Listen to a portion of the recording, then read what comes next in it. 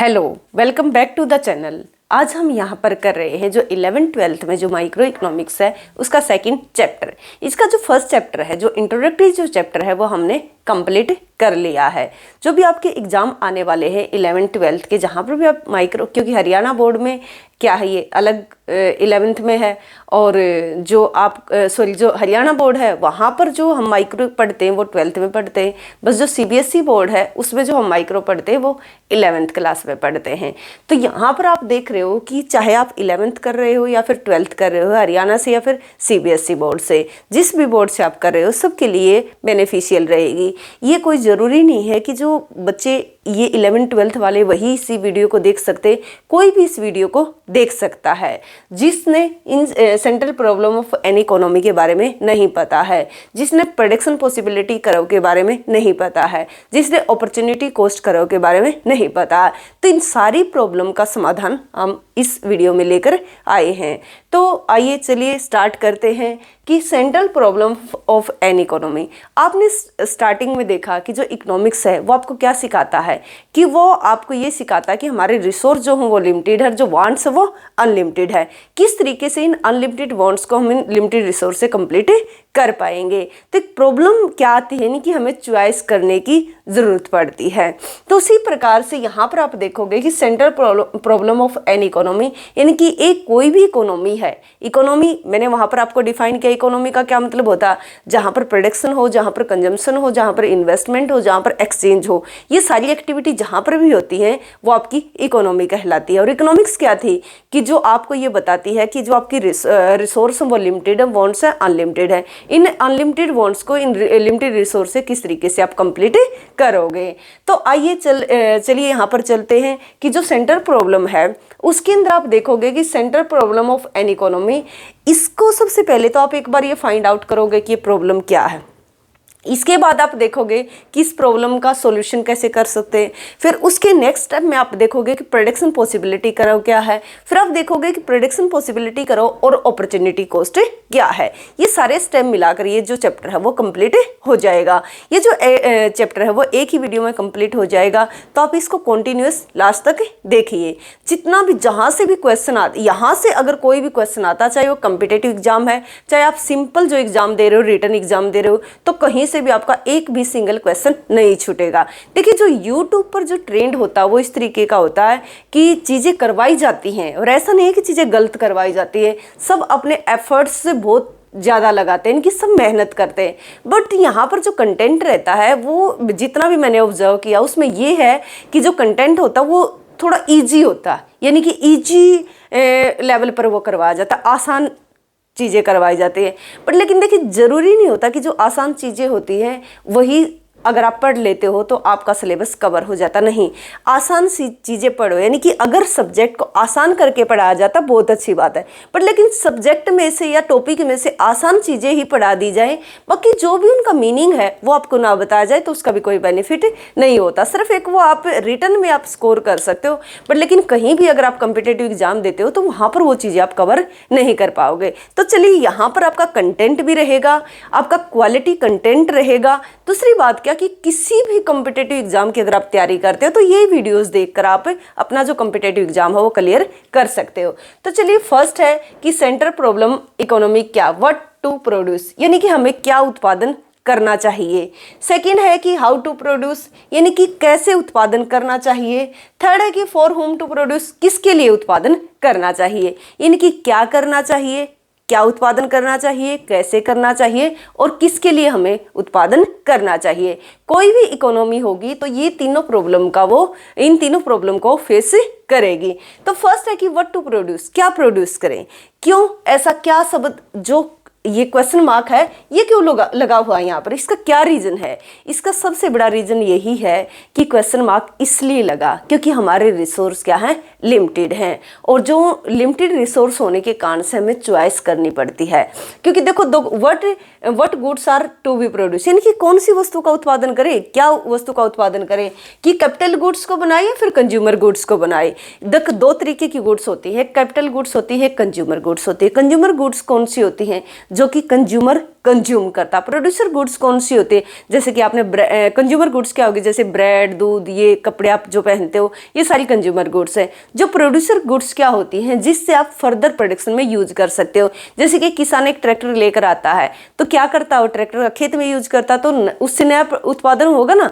तो इस तरीके का जो भी गुड्स होती हैं, मशीनरी, प्लांट, जिनको हम फर्दर प्रोडक्शन में यूज कर सकते हैं, तो वो हमारी कैपिटल गुड्स कहलाएंगी। तो इसके अंदर क्या कि what goods are to be produce, कि कौन सी वस्तुओं का उत्पादन करें, कैपिटल गुड्स प्रोड्यूस करें या फिर कंज्यूमर गुड्स। अब देखिए जरूरी दोनों है, कोई भी इकोनॉमी है उसके लिए एसेंशियल यानी कि दोनों है, दोनों ही आवश्यक हैं, वो कंज्यूमर भी और कैपिटल भी।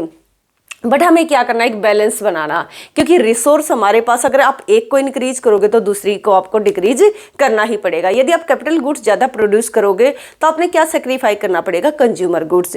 आज आपकी डिमांड क्या है, यानी कि कंज्यूमर गुड्स होंगी तभी तो लोग सेटिस्फाई हो पाएंगे। अगर कंज्यूमर गुड्स आप उनको प्रोवाइड नहीं करोगे तो लोगों की सेटिस्फेक्शन का लेवल गिर जाएगा, जिनसे उनकी क्वालिटी भी गिर सकती है, उनका क्वालिटी जो लेवल है, जीने का जो स्तर है, वो भी लो हो जाएगा। तो देखिए जो कैपिटल गुड्स होती हैं are needed for further production and further growth, यानी कि कैपिटल गुड्स जो होती हैं वो काम आती हैं आपकी फर्दर प्रोडक्शन में और आपकी ग्रोथ यानी कि जीडीपी की ग्रोथ में। यानी कि इन्होंने लिखा हो ना कि फर्दर ग्रोथ, यानी कि जो भी हमारा जीडीपी है उसको ग्रोथ करने में, आगे इकोनॉमी को एक्सटेंड करने में कैपिटल गुड्स ज़्यादा काम आती हैं।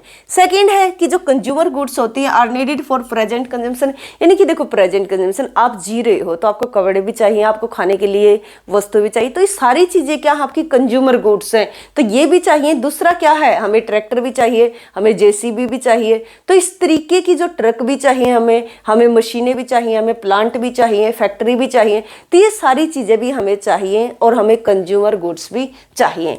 अगर आप इनके ऊपर फोकस करते हो तो फिर क्या हो जाएंगी, वो कम हो जाएंगी। अगर वो कम हो गई तो फर्दर प्रोडक्शन रुक जाएगा, फर्दर प्रोडक्शन रुक गया तो इकोनॉमी की जो ग्रोथ है वो भी रुक जाएगी। तो ये प्रॉब्लम है, इसलिए हमें चॉइस करनी पड़ेगी, बैलेंस बनाकर चलना पड़ेगा कि किन कमोडिटी को हम कितना प्रोड्यूस करें।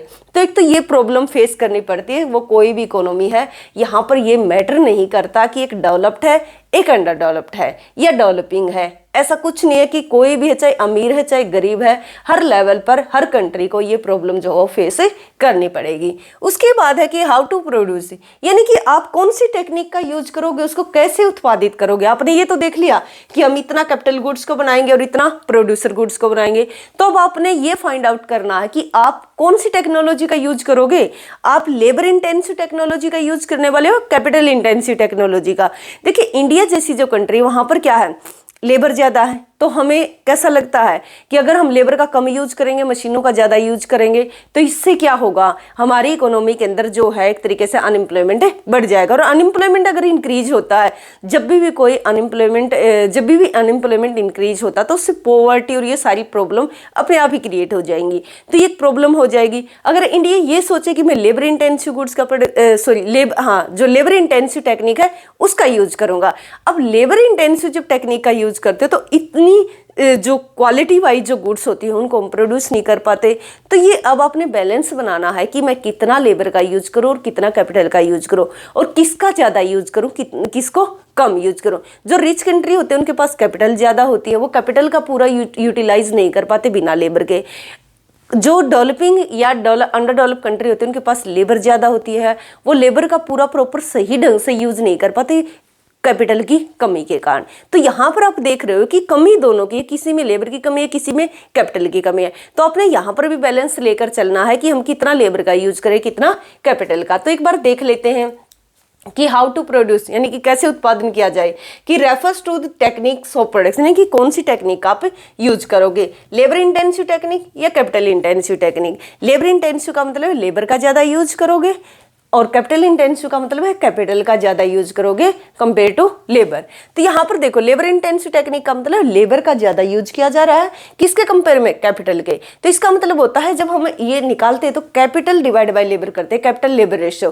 तो यहाँ पर जो कैपिटल लेबर रेशो है वो होता है लो। देखिए जो यदि आप 11th-12th के स्टूडेंट्स हैं तो इन चीज़ों को आप समझ सकते हो कि कैपिटल लेबर रेशो लो का क्या मतलब है।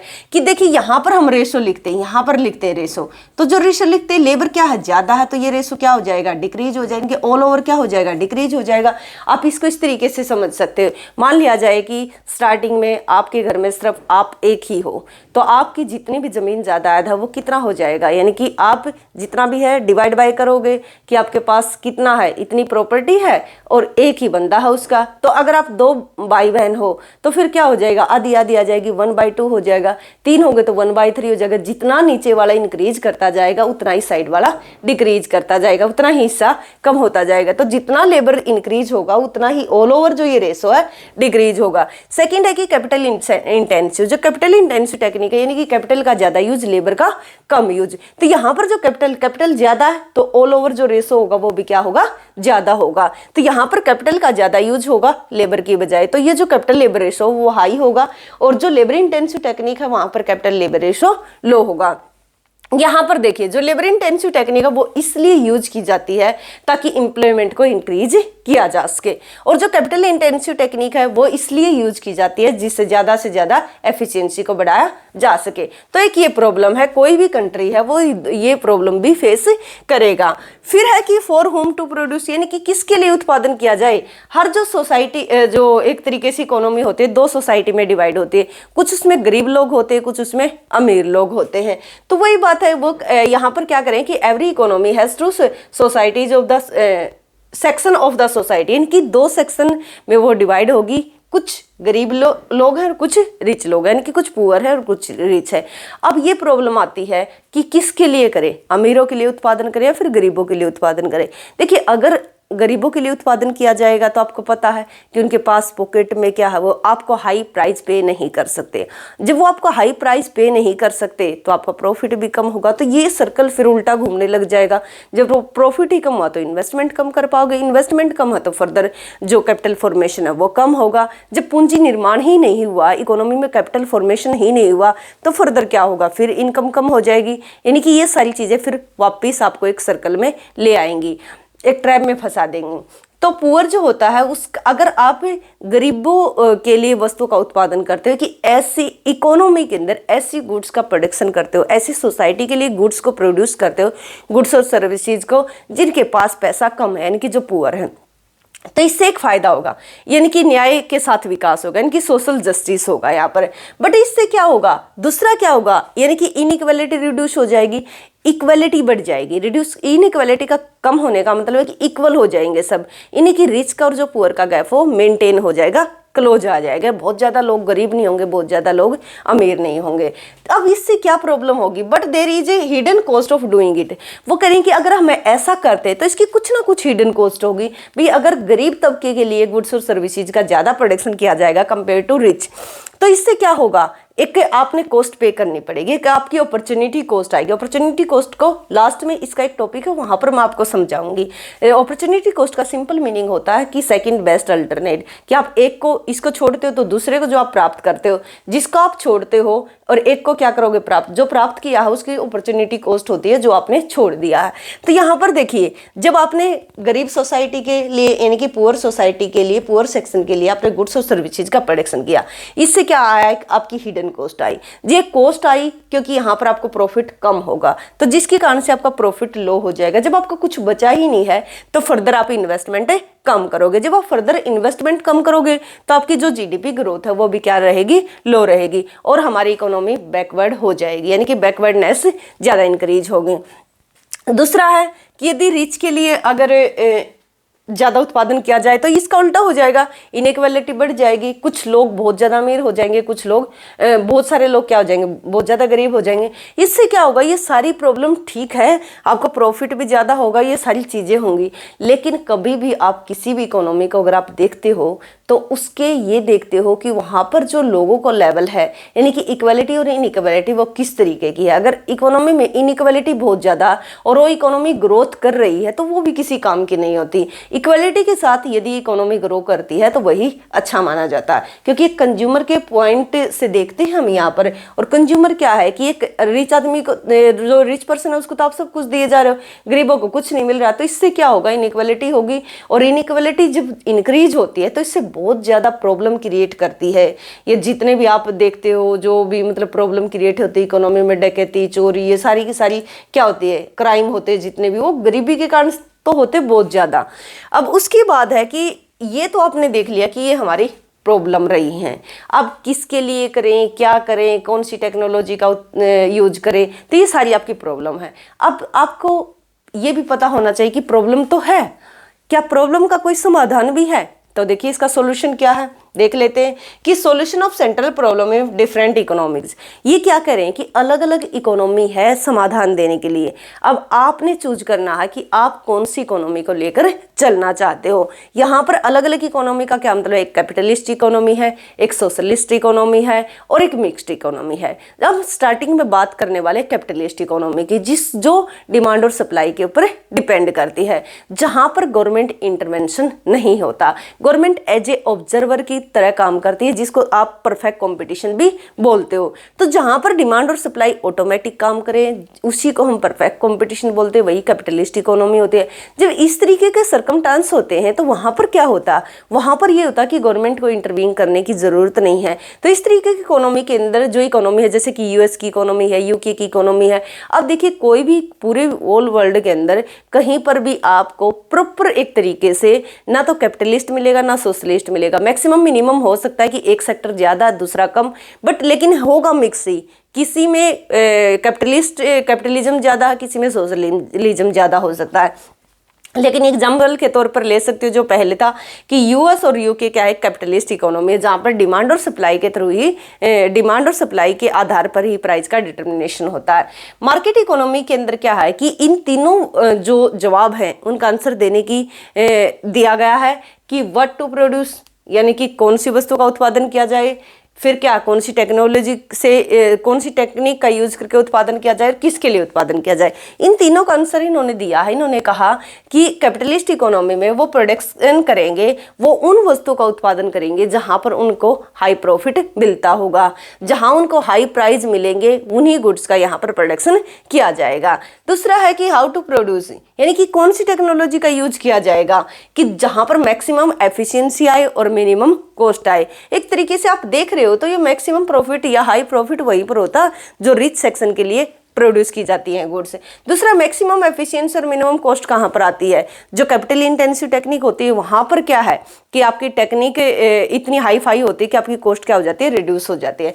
फिर है कि फॉर होम टू प्रोड्यूस, यानी कि किसके लिए उत्पादन करें, तो जायज़ बात है, इन्होंने स्टार्टिंग में बोल दिया कि उन वस्तुओं का उत्पादन होगा जो हाई प्रॉफिट देती होंगी। और जो किसके लिए, यानी कि रिच पर्सन ही क्या करेंगे, जो इस तरीके की कमोडिटी हैं जिनके लिए वो हाई प्राइस पे करने के लिए तैयार है। तो कौन है वो, गरीब आदमी तो कर ही नहीं सकता, तो अमीर आदमी ही है, वो रिच है। तो इसलिए यहाँ पर सारा का सारा जो एक तरीके से बेस्ड है, तो जो जिसके पास जितना पॉकेट में पैसा ज़्यादा होगा उसी के आधार पर इस इकोनॉमी में प्रोडक्शन किया जाएगा। तो एक तो ये समाधान है कि आप अपनी इकोनॉमी को, इनका जवाब आप इस तरीके से दे सकते हो। सेकंड है यहाँ पर कि सेंट्रल प्लान, या फिर आप बोलोगे सेंट्रल प्लान बोलो या फिर सोशलिस्ट इकोनॉमी बोलो, यहाँ पर जो पूरा का पूरा कंट्रोल होता गवर्नमेंट का। क्योंकि गवर्नमेंट क्या करती है, वो ये नहीं देखती कि किसको क्या चाहिए, गवर्नमेंट अपने तरीके से वस्तु का उत्पादन करती है। यहाँ पर सोशल वेलफेयर के ऊपर ज़्यादा फोकस किया जाता है कि what how for home produce, यानी कि क्या करना है, कैसे करना है, किसके लिए करना है, ये जो देखा जाता है, ये सोशल वेलफेयर को ध्यान में रखते हुए देखा जाता है। यानी कि जो सोशल वेलफेयर है, मैक्सिमम सोशल वेलफेयर के ऊपर फोकस किया जाता है। मैक्सिमम सोशल वेलफेयर का मतलब होता है कि यहाँ पर सब इक्वलिटी बढ़ाने की कोशिश की जाती है। तो यहाँ पर गवर्नमेंट करेगी कहाँ, कैसे, किसके लिए उत्पादन करना है, तो यहाँ पर किसी को दिमाग में रख के नहीं किया जाएगा कि मतलब पर्टिकुलर या अमीर के लिए या गरीब के लिए, ऐसा नहीं है। जिन चीज़ों की आवश्यकता होगी वही प्रोड्यूस की जाएंगी। तो यहाँ पर आपने देखा कि जैसे रूस का और चाइना का यहाँ पर आप एग्जाम्पल ले सकते हो। मैंने आपको ये भी बताया कि अब फिलहाल अगर आप देख रहे हो कि ऑल वर्ल्ड के अंदर अब कोई भी एक तरीके से प्रॉपर इकोनॉमी नहीं है, ना कोई कैपिटलिस्ट है ना कोई सोशलिस्ट है, बट लेकिन ये पहले थी, यानी कि रूस और चाइना, यहाँ पर सारा गवर्नमेंट का कंट्रोल है। दूसरी बात है, इसके बाद आती है मिक्स्ड इकोनॉमी। जैसे कि इंडिया की इकोनॉमी कैसे है, मिक्स्ड इकोनॉमी है। जब 1947 में हम क्या होते, एक तरीके से आज़ाद होते, तो उस टाइम पर हम किस तरीके की इकोनॉमी को लेकर चलते हैं, वो लेकर चलते हैं मिक्स्ड इकोनॉमी, जिसके अंदर कुछ प्राइवेट सेक्टर काम करता है, कुछ गवर्नमेंट सेक्टर काम करते हैं। तो कुछ प्रॉफिट के लिए काम करते हैं और कुछ एक तरीके से सोशल वेलफेयर के लिए भी काम किया जाता है। गवर्नमेंट सोशल वेलफेयर के लिए ये तीनों जो भी बातें हैं, यानी कि व्हाट, हाउ और फॉर होम, यानी कि किसके लिए, कैसे और क्या उत्पादन किया जाएगा, इनका जो है कुछ वो जो गरीब हैं यानी कि पुअर लोग हैं उनको गवर्नमेंट प्रोवाइड करवाती है, और मैक्सिमम प्रॉफिट के लिए जो प्राइवेट सेक्टर वो काम करता है। तो यहाँ तक आपने देख लिया कि ये 3 क्वेश्चन आए। ये 3 क्वेश्चन आने का क्या कारण है, क्योंकि हमारे रिसोर्स क्या है, लिमिटेड है, वांट्स क्या है, अनलिमिटेड है, इसलिए जो 3 क्वेश्चन है वो जनरेट होते हैं। उसके बाद इन तीनों का आंसर देने के लिए ये 3 बातें आई कि हम इस तरीके से, अब आपकी चॉइस है कि आप कौन सा सिस्टम फॉलो करना चाहते हो। तो जहाँ पर भी जिस तरीके से जो भी कंट्री फॉलो करेगा तो वो ये ऑब्जर्वेशन रहेगी। तो आप यहाँ तक समझ गए होंगे कि कोई भी इकोनॉमी है तो उसके अंदर ये जो सिस्टम लेकर चले जाते हैं, तो उन सिस्टम से, इन सिस्टम का स्टडी करने से आपको ये पता चल जाएगा कि किस इकोनॉमी में किस चीज़ के ऊपर फोकस किया। यहाँ पर डिटेल में बहुत ज़्यादा अगर जाते हो तो आप कंफ्यूज हो जाओगे। तो इसको क्लियर करने के लिए कि क्या पीपीसी है, क्या इसका स्लोप है, क्या अपॉर्चुनिटी कॉस्ट है, इन चीज़ों को जानने के लिए आप जो 2 वीडियो हों दोनों का लिंक मैं आपको प्रोवाइड करवा दूंगी, तो आप उन डिस्क्रिप्शन में, तो आप वहाँ से इन दोनों वीडियो को देख सकते हो। तो जो प्रेडिक्शन पॉसिबिलिटी करो होता है, ये एक्चुअली जो हम ड्राइव करते हैं एक तरीके से एक एजवर्थ बॉक्स है। एजवर्थ बॉक्स में से हम इसको निकाल कर लेकर आते हैं। एजवर्थ बॉक्स में 2 कमोडिटी होती हैं, एक्स और वाई। एक्स और वाई कमोडिटी में कितना लेबर का यूज, यानी कि एक्स कमोडिटी को प्रोड्यूस करने के लिए कितना हमने लेबर का यूज किया और कितना हमने कैपिटल का यूज किया। उसी प्रकार से जो हमारी वाई कमोडिटी होती है उसमें हमने कितना लेबर का यूज किया, कितना कैपिटल का यूज किया। इन दोनों के कॉम्बिनेशन को जो एक्स और वाई है, फिर हम क्या करते हैं, इस तरीके से एक एजवर्थ बॉक्स बनता है। ये एजवर्थ बॉक्स होता है, यहाँ पर क्या होती है, ये एक्स कमोडिटी होती है और ये आपकी वाई कमोडिटी होती है। यहाँ पर आप लिखोगे ओरिजिन ओ एक्स और यहाँ पर ओ वाई। जब हम इन सारे कॉम्बिनेशन को मिला देते हैं, अगर हम इसको बाहर निकालते हैं, इस लाइन को ये कॉन्ट्रैक्ट करा होता, तो ये हमारा कहलाता है एजवर्थ बॉक्स। एजवर्थ बॉक्स जो होता है इससे ही हमारा क्या होता है, पीपीसी ड्रॉ होता है। ये जो पॉइंट होता है यहाँ पर इस तरीके से, ये फिर ये और फिर ये, इस तरीके से हमारा जो पीपीसी है वो ड्रॉ हो जाएगा। जो प्रेडिक्शन पॉसिबिलिटी कर्व है, आपको मैंने सिंपल बता दिया कि इसको हम एजवर्थ बॉक्स से निकालते हैं। लेकिन जो पीपीसी होता क्या है, प्रेडिक्शन पॉसिबिलिटी कर्व। नाम से ही स्पष्ट है कि प्रेडिक्शन पॉसिबिलिटी कर्व। तो ये क्यों जरूरत पड़ी, क्योंकि वो जो तीनों उत्तर है ना कि कितना उत्पादन करना है, किसके लिए करना है, कौन सी टेक्नोलॉजी का यूज करना, तो तीनों का आंसर देने के लिए हमने एक ये टेक्निक है प्रेडिक्शन पॉसिबिलिटी कर्व, उसका यूज किया है कि हमें कैसे करना है, किसके लिए करना है। तो ये सारी बातों का आंसर देगा पीपीसी। जो प्रेडिक्शन पॉसिबिलिटी कर्व जो पीपीसी है, इसको हम ट्रांसफॉर्मेशन कर्व के नाम से भी जानते हैं। इनकी ट्रांसफॉर्मेशन कर्व क्यों कहते हैं अभी मैं आपको बताऊंगी। जब आप पीपीसी ड्रॉ करोगे तो इन तीन बातों को आप ध्यान में रखकर चलोगे। फर्स्ट क्या है, जब हम पीपीसी ड्रॉ करेंगे तो जितने भी आपके पास रिसोर्स हैं फिलहाल उनको आप गिवन मान लोगे, यानी कि दिए हुए हैं। यहाँ पर आपके रिसोर्स में कोई भी चेंज नहीं होगा स्टार्टिंग में जब आप पीपीसी की डेरिवेशन करते हो। सेकंड है कि given resources are fully and efficiently utilize. जो भी आप रिसोर्स हैं वो आपके पास वेले नहीं पड़े हुए हैं, आप उनका पूरा संपूर्ण यूज कर रहे हो। जैसे आपके एग्जाम आने वाले हैं ना, तो आप अपना फुली यूटिलाइज करते हो कि आप मैक्सिमम 8 घंटे अगर पढ़ सकते हो तो मैक्सिमम 8 घंटे आप पढ़ रहे हो। तो उसी प्रकार से जो हमारे रिसोर्स हैं वो दिए हुए हैं, जितने भी वो दिए हुए रिसोर्स हैं उनका हम पूर्णतया यूज कर रहे हैं। सेकेंड, इसके बाद थर्ड है कि जो भी टेक्नोलॉजी है, चाहे आप लेबर इंटेंसिव टेक्निक का यूज करते हो चाहे कैपिटल इंटेंसिव का, जब भी आप यहाँ पर ये ड्रॉ कर रहे हो जो आपने एक बार मेंशन कर ली, तो उसी टेक्निक का आप यहाँ पर यूज करोगे। ये है कुछ अजम्पशन जिनके आधार पर हम अपने पीपीसी को ड्रॉ करते हैं। तो देखिए पीपीसी यहाँ पर जो आप पढ़ोगे सिर्फ वो कॉनकेव टू द ओरिजिन वाला पढ़ोगे। इससे पहले आप देखोगे जो वो वीडियोस में आपने देखोगे स्ट्रेट लाइन होता, कॉन्वेक्स होता, तब क्या इसका मीनिंग होता है। तो देखो ये पीपीसी आपका प्रेडिक्शन पॉसिबिलिटी करो ये होता, ये पीपीसी इस तरीके से ड्रॉ होता है। ये कोई ए बी हम बोलेंगे ये प्रेडिक्शन पॉसिबिलिटी करो है।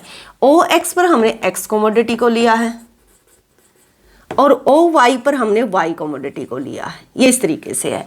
यहाँ पर रिसोर्स गिवन है, फुली यूटिलाइज हो रहा है और टेक्नोलॉजी भी कांस्टेंट है, यानी कि रिसोर्स और टेक्नोलॉजी यहाँ पर दिए हुए हैं और इनका फुली यूटिलाइजेशन है। तो ये तीनों चीज़ें आप ध्यान में रखकर चलोगे।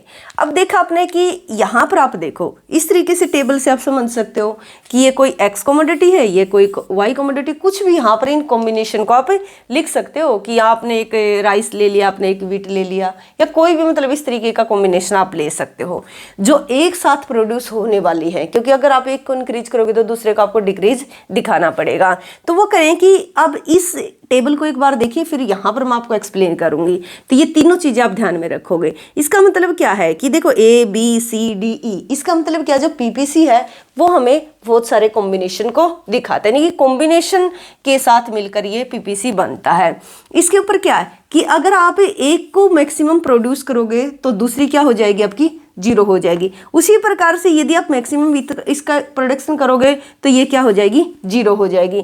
अब यहाँ पर आप देखिए, यदि आप यहाँ पर जो ये एक्स कमोडिटी है इसका कुछ भी प्रोडक्शन नहीं करते हो, जीरो प्रोड्यूस अगर इसको करते हो तो मैक्सिमम वाई को कितना प्रोड्यूस कर पाते हो, ए के बराबर इतना आप प्रोडक्शन कर पाओगे। उसी प्रकार से अगर एक्स कमोडिटी का आप मैक्सिमम प्रोडक्शन करना चाहते हो तो जब आप वाई को क्या करोगे, यहाँ पर जीरो हो जाएगी, तो मैक्सिमम ओ बी के बराबर आप इसका प्रोडक्शन कर पाओगे। ये है हमारे मैक्सिमम लिमिट एक तरीके से एक्स और वाई के। वो करें कि इनको छोड़कर आपकी और भी कॉम्बिनेशन है कि बहुत सारे कॉम्बिनेशन को दिखाता है जो पीपीसी है। हो सकता है कि आप इस कॉम्बिनेशन पर हो, ये कोई बी कॉम्बिनेशन है, सी कॉम्बिनेशन है, जैसे कि यहाँ पर आप अपनी टेबल के अकॉर्डिंग भी बना सकते हो और फ्री हैंड भी बना सकते हो। ये ई कॉम्बिनेशन है, जैसे कि यहाँ पर हमने देखा कि ये कोई एक्स कमोडिटी है, ये कोई वाई कमोडिटी, इसको उल्टा लिख लेना, यहाँ पर इसको वाई कर लेना और इसको यहाँ पर एक्स कर देना। अब देखो जब वाई कमोडिटी का यहाँ पर आप 100 का प्रोडक्शन करते हो, मान लिया जाए कि कोई भी एक कॉम्बिनेशन है, यहाँ पर जब वाई कमोडिटी को आप 100 प्रोड्यूस करते हो तो उस टाइम पर एक्स क्या है, आपकी जीरो है। उस टाइम पर एक्स कमोडिटी का प्रोडक्शन क्या है, जीरो है। यदि आप एक्स का प्रोडक्शन इंक्रीज करना चाहते हो, यदि आप इसकी 10 यूनिट प्रोड्यूस करना चाहते हो तो आप इसको कितना से डिक्रीज करते हो, यानी कि 100 से 90, आप यहाँ से 10 यूनिट छोड़ रहे हो। उसी प्रकार से यदि आप एक्स वस्तु का और प्रोडक्शन करना चाहते हो तो वाई वस्तु को छोड़ते जा रहे हो, तो इसको प्रोड्यूस करते जा रहे हो और इसको इंक्रीज करते जा रहे हो और वाई को डिक्रीज करते जा रहे हो। तो इसका मतलब क्या है कि जो आपका ये पीपीसी जो निकल कर आता है, प्रोडक्शन पॉसिबिलिटी कराओ या प्रोडक्शन फ्रंटियर जो कराओ होता है, ये आपको क्या दिखाता है, ये आपको दिखाता है यदि आप एक कमोडिटी को इंक्रीज करोगे तो दूसरी कमोडिटी को आपको डिक्रीज करना पड़ेगा। एक कमोडिटी को जब हम इंक्रीज करते हैं तो दूसरी कमोडिटी को हम डिक्रीज करते हैं। जब ये क्या हुआ हमारा, एक तरीके से ये हमें गेन हुआ और ये हमें लॉस हुआ, यानी कि इतना छोड़कर हम इतना प्राप्त कर रहे हैं। ये लॉस और गेन का जो चक्कर होता है इसी को हम बोलते हैं अपॉर्चुनिटी कॉस्ट। अब यहाँ पर आपने इतना समझ में आ गया होगा तो इसको यहीं पर छोड़ते हैं, इसको यहीं पर रखते हुए हम पहले इसका एक बार स्लोप देख लेते हैं। जो पीपीसी का जो स्लोप होता है ना, स्लोप ऑफ पीपीसी,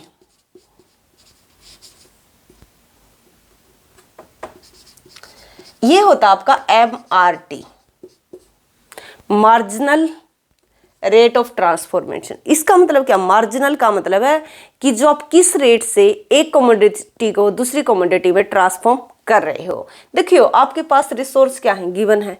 अब इन गिवन रिसोर्स को इस तरीके से डिस्ट्रीब्यूट करना कि कितना हम वाई को प्रोड्यूस करें, कितना हम एक्स को करें। यदि आप एक्स को इंक्रीज करोगे, आपने मान लिया जाए कि पहले एक्स इतना था, एक्स से आपने एक्स से x1 गए तो पहले y आप इतना प्रोड्यूस करते थे, फिर y से y1 करना पड़ा। यदि आप x से x2 जाते तो इसको y से y2 करोगे। जैसे जैसे x की क्वांटिटी इंक्रीज होती है, x का ज़्यादा प्रोडक्शन होता है तो y को डिक्रीज करना पड़ता है। रीजन क्या है? रिसोर्स तो गिवन है, तो आप इसको अगर प्रोड्यूस कर रहे हो तो यहाँ से रिसोर्स निकाल कर यहाँ पर आपको यूज करना पड़ेगा। तो इस कारण से ये क्या होगा, एक तरीके से जो हमारा जो पीपीसी है वो उसका स्लोप क्या होगा, डाउनवर्ड स्लोप होगा। तो slope of PPC left to right, यहाँ पर देखो ये लास्ट पॉइंट हम स्टार्टिंग में आपने देख लिया कि पीपीसी क्या है, उसका मीनिंग आपने देख लिया, इसकी अजम्पशन आपने देख ली। अब जो हम एक्सप्लेन करेंगे स्लोप ऑफ पीपीसी, इससे पहले देखो स्लोप ऑफ पीपीसी होता है लेफ्ट टू राइट, यानी कि लेफ्ट से राइट की तरफ मूव करें, और ये कॉनकेव टू द ओरिजिन है। अभी बताऊंगी कॉनकेव टू द ओरिजिन क्या होता है। फिर दूसरा है कि it is concave to the point of origin. इसका मतलब क्या है कि ये ओ जो है ओ एक्स की तरफ झुका हुआ है और कॉनकेव है। एक होता कॉन्वेक्स, एक होता कॉनकेव, एक होती है स्ट्रेट लाइन। अब देखिए जब कॉनकेव आप पढ़ते हो तो इसका मतलब होता है यहाँ पर जो इसका स्लोप है वो इंक्रीजिंग है, ये जो एमआरटी है वो इंक्रीजिंग है। एमआरटी इंक्रीजिंग का मतलब है, इसको बोलते हैं मार्जिनल रेट ऑफ ट्रांसफॉर्मेशन। तो मार्जिनल रेट ऑफ यानी कि आप वाई को छोड़ रहे हो एक्स को इंक्रीज करने के लिए, वाई को इसमें जब ट्रांसफॉर्म करते हो तो किस रेट से करते हो, घटती हुई से, बढ़ती हुई से, कांस्टेंट से। तो ये बढ़ती हुई है, बढ़ती हुई का क्या मतलब है, बढ़ती हुई का ये मतलब है, आप यहाँ पर आप देख सकते हो, यहाँ पर इसको थोड़ा सा अगर हम दोबारा बना लें इसी डायग्राम को,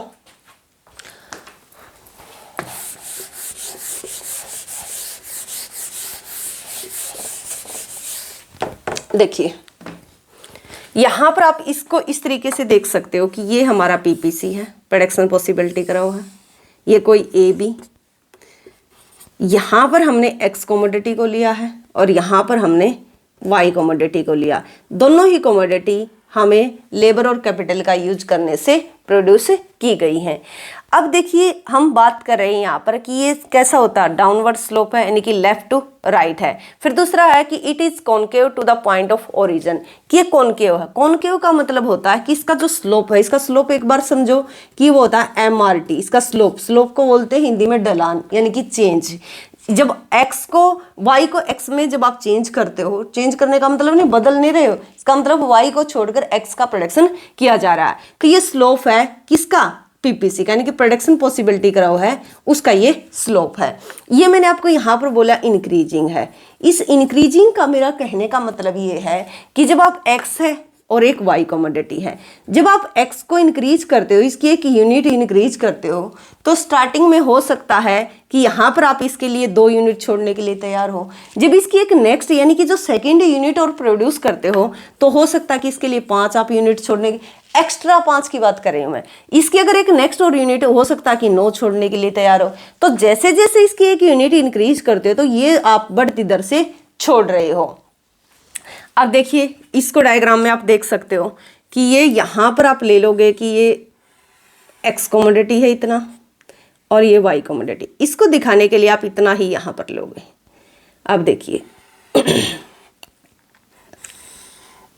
आप इस x से x1 जाने के लिए आपने इतना छोड़ा स्टार्टिंग में इनिशियली, उसके बाद यदि आप इतना ही रखोगे, इसकी एक यूनिट अगर प्रोड्यूस करोगे तो आप दूसरे स्टेप में आप देखिए कि पहले के कंपेयर में जो वाई कमोडिटी आप उसको ज़्यादा छोड़ रहे हो। तो इसलिए बोलते हैं कि यहाँ पर जो एमआरटी है, मार्जिनल रेट ऑफ ट्रांसफॉर्मेशन है, एक्स एंड वाई, वो इंक्रीजिंग है। इंक्रीजिंग का मतलब मैंने आपको समझा दिया। तो ये क्या है, एक तरीके से बहुत सारे कॉम्बिनेशन को दिखाता है जो आपका पीपीसी है।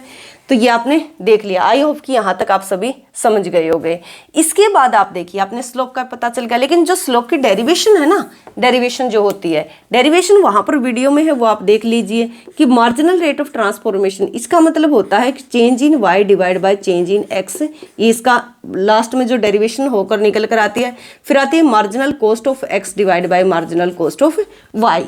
जो मार्जिनल कॉस्ट ऑफ एक्स है, मार्जिनल कॉस्ट ऑफ वाई है, इसका मतलब क्या है कि एक्स की कॉस्ट क्या है, इंक्रीज हो रही है, अब ये जो उत्पादन हो रहा है ना, जब कॉनकेव होता है तो इसका मतलब होता है एक्स, जो भी यहाँ पर कमोडिटी होगी, यहाँ पर तो मैंने एक्स लिया इसलिए एक्स बोल रही हूँ, तो यहाँ पर जो कमोडिटी होगी वो उसका अगर फर्दर आप प्रोडक्शन करते हो, एक यूनिट से जब सेकेंड यूनिट पर आप जाते हो तो पहले के कंपेयर में सेकेंड यूनिट की कॉस्ट जो वो ज़्यादा आएगी। मान लिया जाए कि एक्स कमोडिटी ये मार्कर है, मार्कर हमने ये फर्स्ट मार्कर का प्रोडक्शन किया स्टार्टिंग में इनिशियली, तो इसकी कॉस्ट आई मान लिया जाए कि 5 रुपये, सेकेंड हम करें तो 5 रुपये 25 पैसे आए। तो इस तरीके से नेक्स्ट जब स्टेप लेते जाओगे तो उसकी कॉस्ट इंक्रीज होती चली जाएगी।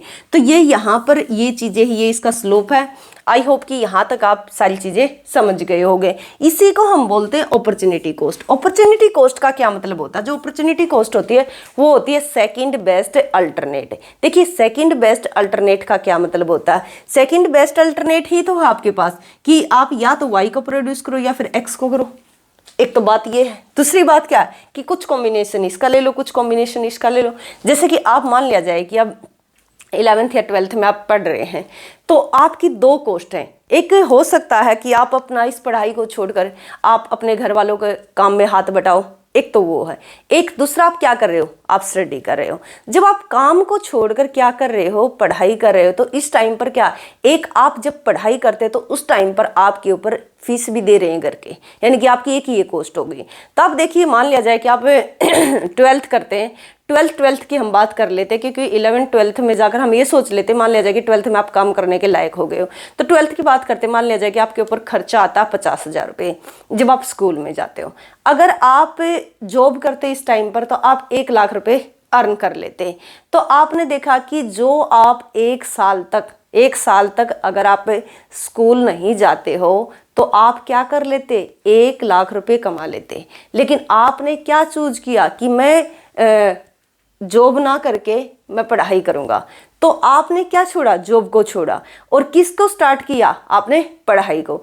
तो जो पढ़ाई आप स्टार्ट करते हो किसकी कॉस्ट पर? जॉब की कॉस्ट पर। तो जो आप इसको पढ़ाई जो कर रहे हो इसकी जो अपॉर्चुनिटी कॉस्ट होगी वो 1 लाख रुपए होगी जो आपने छोड़ दी है। तो अपॉर्चुनिटी कॉस्ट वही होती है, पीपीसी प्रोडक्शन पॉसिबिलिटी करो कोई हम अपॉर्चुनिटी कॉस्ट बोल देते हैं। यानी कि यहाँ पर सिंपल मीनिंग होता है सेकंड बेस्ट अल्टरनेट, कि अगर आप सेकंड पॉइंट पर मूव करना चाहते हो तो किसी चीज़ को तो छोड़ रहे हो, तो छोड़ने की जो लागत है आपने कितनी लागत उठाई है वो आपकी अपॉर्चुनिटी कॉस्ट कहलाएगी। आई होप कि यहाँ तक आप सभी को समझ में आ गया होगा। यहाँ तक अगर आपको समझ में आ गया तो इसके आगे तो जितना भी है ये बहुत ही ज़्यादा इजी है। अब देखिए जो सेकंड है इसका, यहाँ तक मैं इसको रफ कर देती हूँ एक बार। अब देखिए कि फर्स्ट है कि व्हाट टू प्रोड्यूस, यानी कि क्या उत्पादन करें, क्या उत्पादन किया जाए। इससे उत्पादन करने के लिए क्या उत्पादन किया जाए, क्या उत्पादन का, तो इसमें ही आंसर आ गया जो फर्स्ट आपने डायग्राम बनाया। तो इसका नेक्स्ट डायग्राम आप यहाँ पर ऐसे बनाओगे कि यहाँ पर हमने एक्स कमोडिटी लिया है, यहाँ पर वाई कमोडिटी, ये प्रोडक्शन पॉसिबिलिटी करा हुआ है ए बी, ये पीपीसी है। और आपने देखा है कि इसके बहुत सारे कॉम्बिनेशन हैं। तो ये करें कि या हम इसको x को प्रोड्यूस करें या फिर y को प्रोड्यूस करें, ये आपको ये बताने की कोशिश करें कि x का प्रोडक्शन करें या फिर y का प्रोडक्शन करें। तो आपने क्या करना है, हमने वहां पर भी पढ़ा था कि बैलेंस बनाकर चलना। वो तो आप देखोगे कि हमें इसका उत्पादन करने में फायदा है या फिर इसका उत्पादन करने में फायदा है। तो यहाँ पर ये आपको ये दिखा रहा है कि आप x को प्रोड्यूस करोगे या y को प्रोड्यूस करोगे। फिर ये व्हाट टू प्रोड्यूस का आंसर ये है। सेकेंड है इसी के अंदर कि attainable and non attainable combination. इसके अंदर कॉम्बिनेशन होते हैं जिसको आप अटेन कर पाते हो और जिसको आप अटेन नहीं कर पाते हो।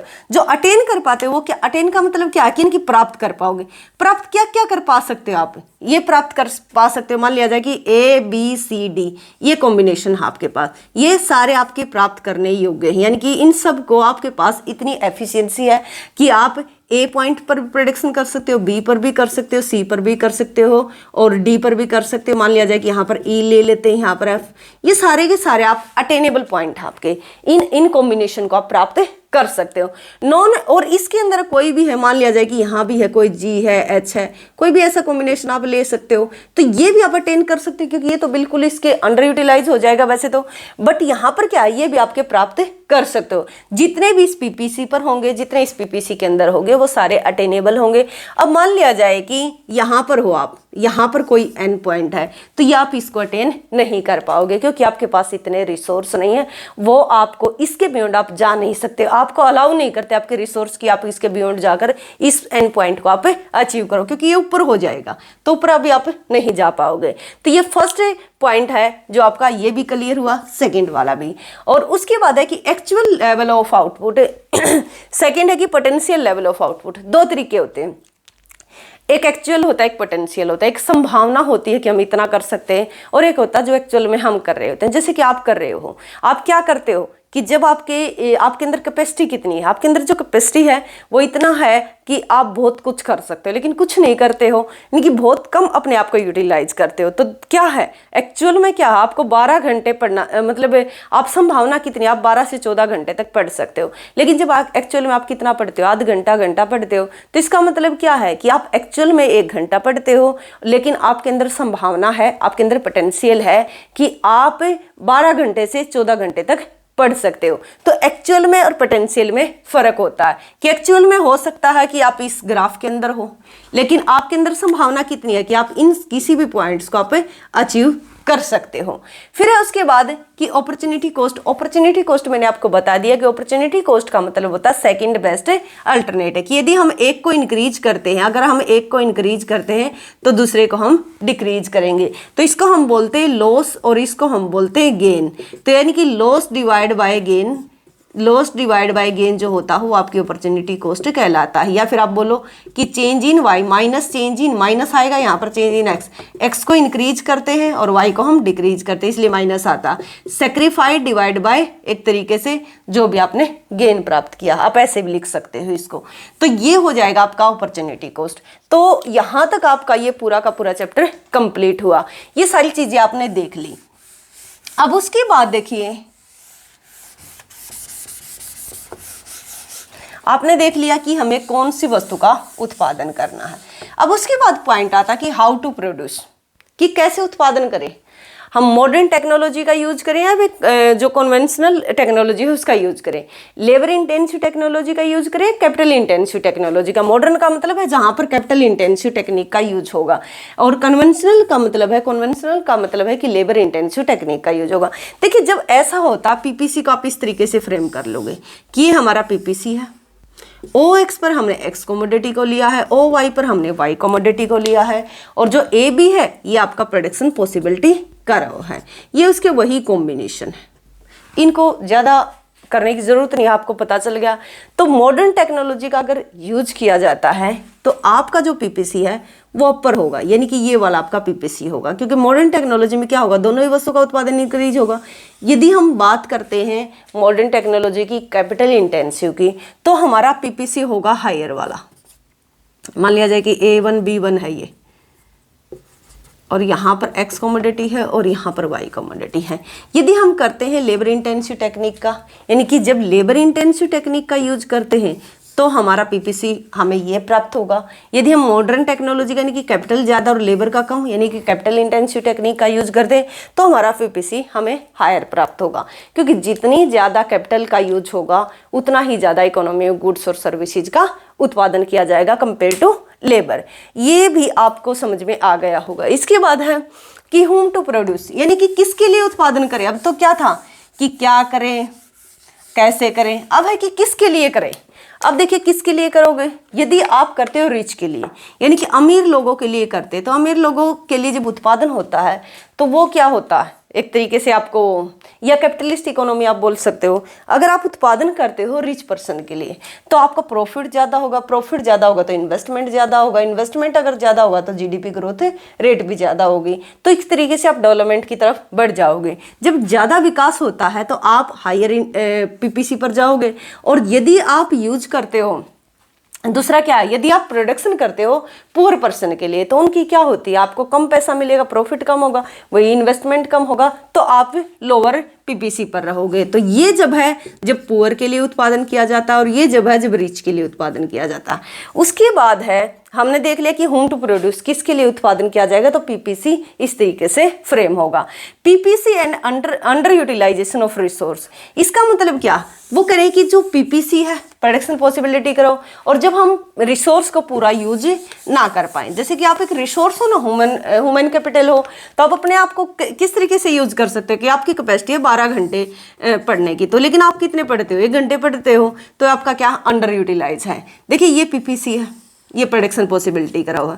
यदि आप हो यहाँ पर, मान लिया जाए कोई भी एच पॉइंट है या कोई भी ये पी पॉइंट है, कुछ भी आप यहाँ पर ले सकते हो, अगर हो आप पीपीसी के अंदर, तो इसका मतलब होता है कि हम रिसोर्स का फुली यूटिलाइजेशन नहीं करते, हम अपना पूरा यूटिलाइज नहीं कर रहे। उसके बाद है सेकंड, इसके बाद जो 5th पॉइंट है PPC on growth and resource.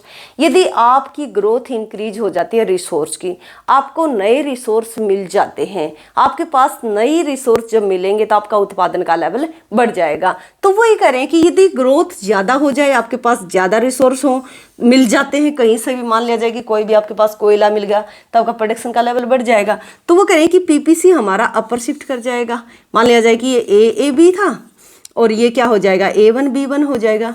But अगर हमारे रिसोर्स खत्म हो जाए, जैसे कोयला खत्म हो जाए, ऑयल खत्म हो जाए, तो आप नीचे की तरफ शिफ्ट कर जाओगे। जब रिसोर्स बढ़ते हैं तो हायर चले जाओगे, जब रिसोर्स घटते हैं तो लोअर चले जाओगे। ये इस तरीके से आपने देख लिया पूरा प्रोडक्शन पॉसिबिलिटी करो के बारे में। एक चीज़ और देख लेते हैं यहाँ पर, आप देखिए जब मान लिया जाए कि एक गुड्स है X और एक है Y, यदि X की जो टेक्नोलॉजी है उसमें चेंज हो जाए और Y की टेक्नोलॉजी है उसमें चेंज हो जाए, तब क्या होगा।